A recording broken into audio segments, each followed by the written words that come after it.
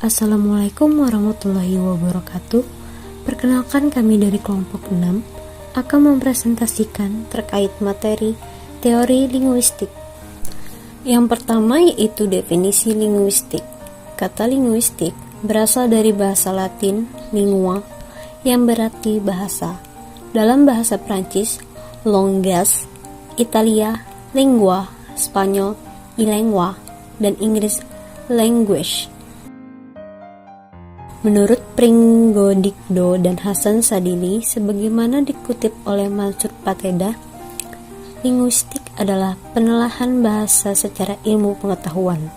Sedangkan Hornby membagi kata linguistik ke dalam dua kategori, sebagai kata sifat dan kata benda.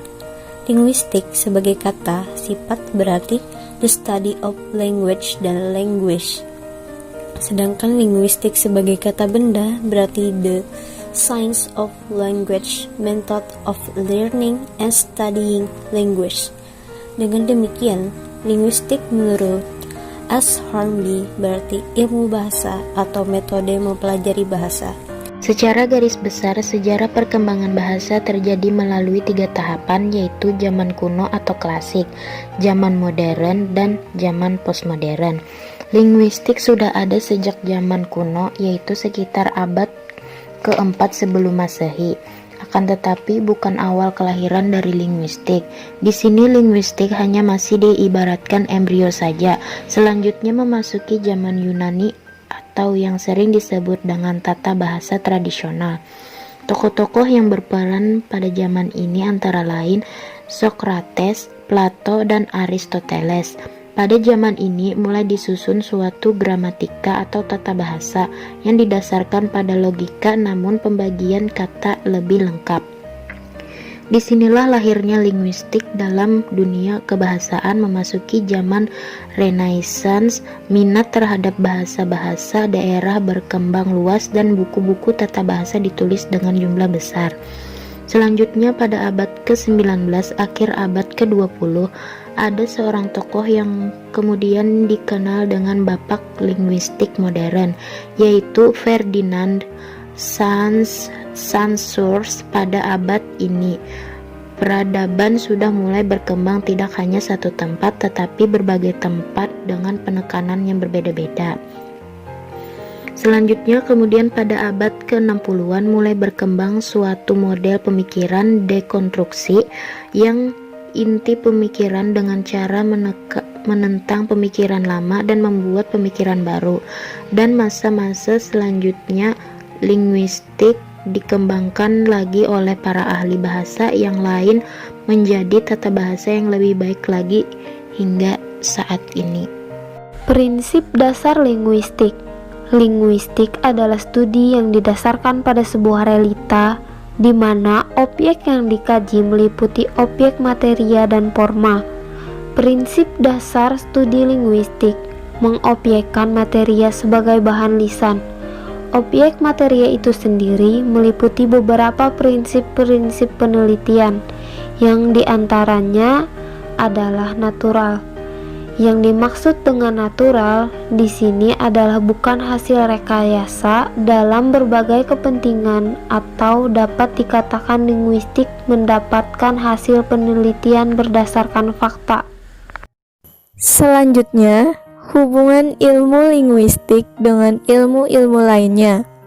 Pada dasarnya, ilmu linguistik atau teori linguistik adalah ilmu yang mempelajari dan mempergunakan bahasa sebagai objek utamanya. Suatu pembelajaran bisa tersampaikan dengan baik karena adanya bahasa. Dalam penyampaian apapun disiplin ilmu itu, memerlukan ilmu linguistik dalam hal penyampaian pengetahuan pada siswa dalam proses pembelajaran. Apalagi jika kita mengkaji ilmu sosial, yang mana masyarakat menjadi objek utamanya. Maka dari itu, ilmu linguistik sangat erat hubungannya dengan ilmu-ilmu sosial ataupun ilmu-ilmu lainnya.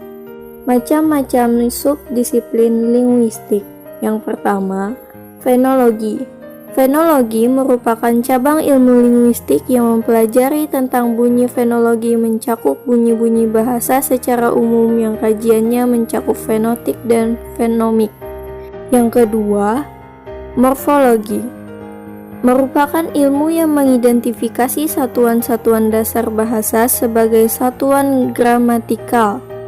Terakhir, morfofenologi atau morfofenomik merupakan cabang linguistik yang menelaah tentang perubahan fonem akibat pertemuan atau hubungan morfem yang satu dengan yang lainnya. Selanjutnya, sintaksis. Sintaksis adalah tata bahasa yang membahas hubungan antar kata dalam tuturan. Sintaksis juga dapat diartikan sebagai cabang dari ilmu linguistik yang menelaah tentang hubungan kata dalam kalimat. Sintaksis dapat dibagi menjadi dua, yaitu yang pertama sintaksis perasa adalah gabungan kata non-predikatif yang menduduki satu jabatan fungsi dalam kalimat. Hubungan kata yang satu dengan yang lain dalam perasa cukup longgar sehingga dapat diselipi kata. Yang kedua, sintaksis klausa, yang mana klausa merupakan satuan gramatikal yang memiliki tataran di atas frasa dan di bawah kalimat, berupa kelompok kata yang sekurang-kurangnya terdiri atas subjek dan predikat dan berpotensi untuk menjadi kalimat. Terima kasih, sekian dari kelompok kami. Jika ada yang ingin ditanyakan, bisa ditanyakan di sesi tanya jawab. Wassalamualaikum warahmatullahi wabarakatuh.